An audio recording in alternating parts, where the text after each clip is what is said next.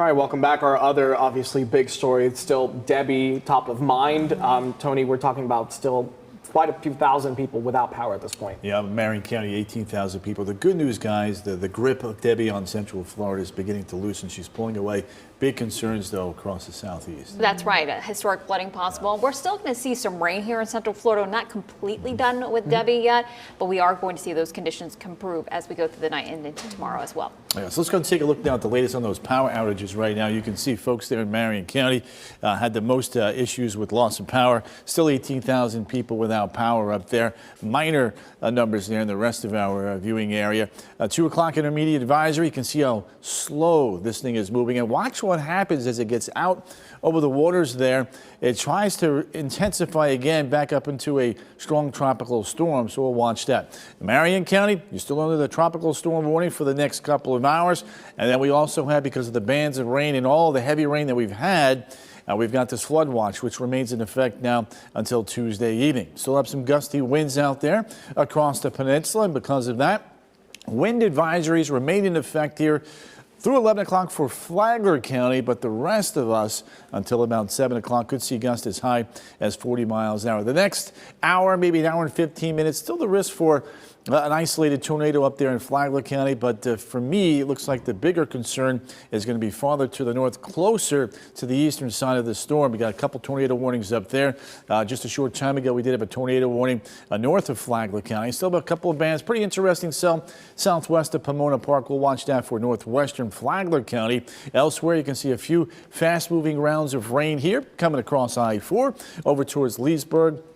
The Villages, we did have a flood advisory there earlier. We'll watch this band of rain coming up I-4 for downtown Orlando a little bit later on. And then across southern Brevard County, getting clipped with a little bit of rain right there. Speaking of the rain, look at these rainfall totals. This is just 24 hours, not storm totals, but you can see many west of I-4 in that 5 to 10-inch range, with more of the rain for the next 24 hours. Here's meteorologist Cam Tran. Yeah, as Tony mentioned earlier, the forward motion of the storm is slowing down, so we are still going to be dealing with some of those light rain bands associated with Debbie just for a little bit longer. So as we go through the rest of the evening, I do think we'll get a dry slot here and there, but you notice around 7 to 8 o'clock, another band rolls on through, bringing another batch of showers and some isolated rumbles of thunder there for folks along the I-75 corridor. By the time we get into around 10, 11 o'clock tonight, we will see that rain start to ease a bit.